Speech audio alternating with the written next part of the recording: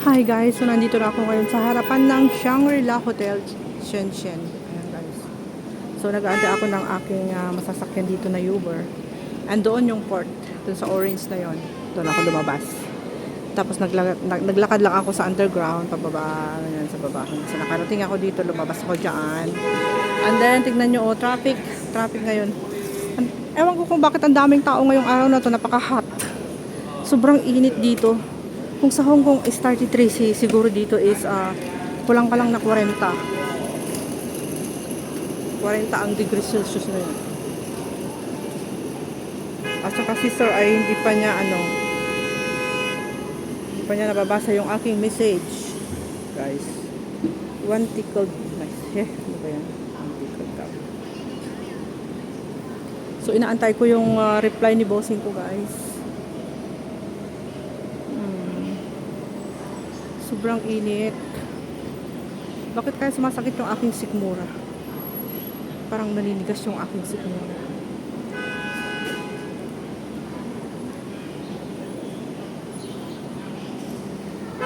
Sobrang init, no?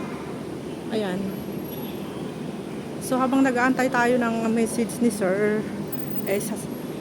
papasok muna tayo dito sa umiikot na door guys. So, may ikot-ikot. Paikot-ikot. Ayan. Tayo sa ikot-ikot. May mga bata na naglalaro doon naman. Pinaglalaroan nila yung paikot-ikot na door. Kita nyo yan. Ikot-ikot. Very hot. Shangri-La Shenzhen. Maraming mag-check-in. Maraming nakalabas. Maraming nakaluggage dun sa labas guys. Nag-i-start na papasok dito. So habang tayo ay nag-aantay ng message ni sir, videoin muna natin ang loob ng Shangri-La Shenzhen. Maganda, diba? Ito yung kanilang podium or lobby. Lobby ng Shangri-La Shenzhen. Yan, doon yung kanilang restaurant, coffee shop. Ang ganda ng kanilang paint dyan, guys. Yung paint, di ba ang ganda? Kita nyo yan. Ganda ng kanilang paint. Napaka-elegant. Kita nyo yung kanilang chandelier. Very nice. Dito ako sa loob ng Shangri-La Shenzhen. Ang kanilang magandang chandelier. Chandelier.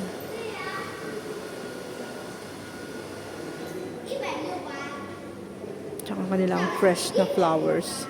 Fresh talaga yung kanilang flowers, hindi plastic. Huwag nang hawakan kasi baka mamaya baka sira pa tayo dyan. Wala tayong pambayad. Ayan guys. Ganda lang kanilang carpet. And ang kanilang ang cute-cute ng kanyang bear. Shangri-La Shenzhen. Ang kanilang display para sa tea set.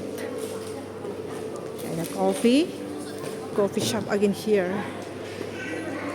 Tapos doon is mga souvenirs sa loob.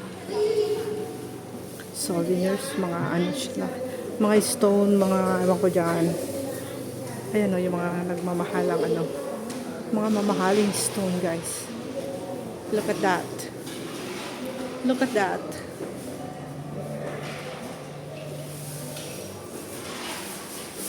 Oh, di ba? Ang ganda.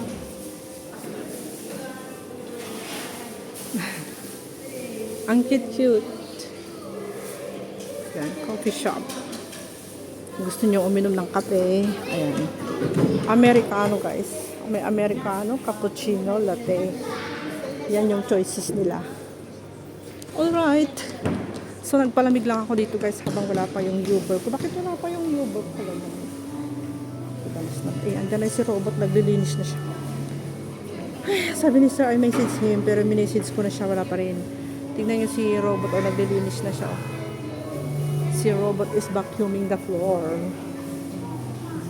Ayan, nagbabacuum na ng floor kasi baka madumi na yung aking inaapakan dito. Kaya yan, nilinis niya yung kwan ko, footprints ko.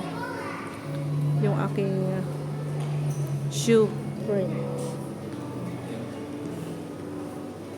Very hot. Hot, hot, hot, hot.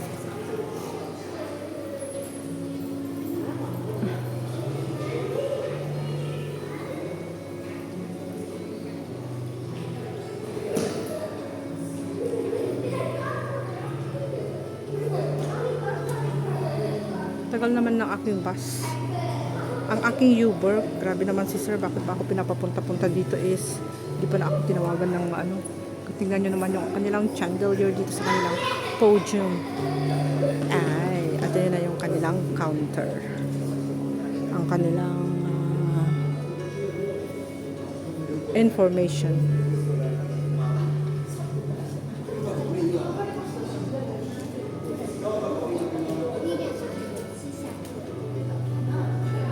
Ayan. Nakapagpalamig ako dito guys, no?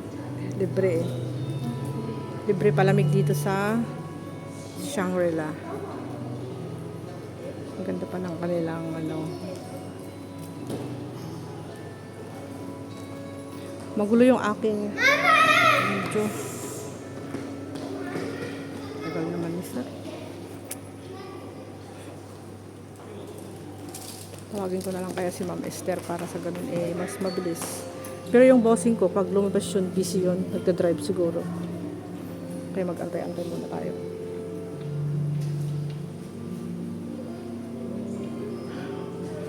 Mainit sa labas, tignan yung mga sasakyan.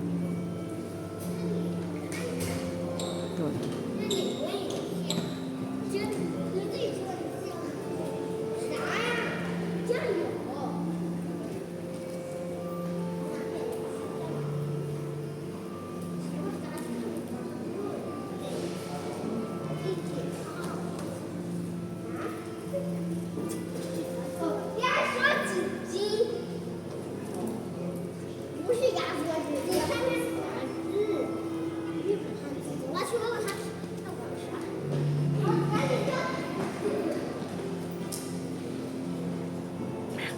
Panoorin muna natin yung ano.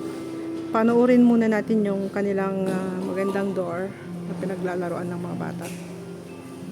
So guys, hanggang dito na lang yung aking video. So nandito ako ngayon sa loob ng Shangri-La Hotel, nagpapalamig habang inaantay ko yung tatawagin ni bossing ko na Uber para sa akin. Ayan, so I decided to end my video now. Okay guys, thank you so much for watching and have a great day. Bye bye. God bless you all. Guys, ikot-ikot lang muna ako dito habang inaantay ko yung aking sasakyan pauwi sa bahay ni bossing, diba? Hindi ko kasi alam yung address kung alam ko lang yung address, hindi kasi sinasabi sa akin ni sir yung address para makauwi na sana ako.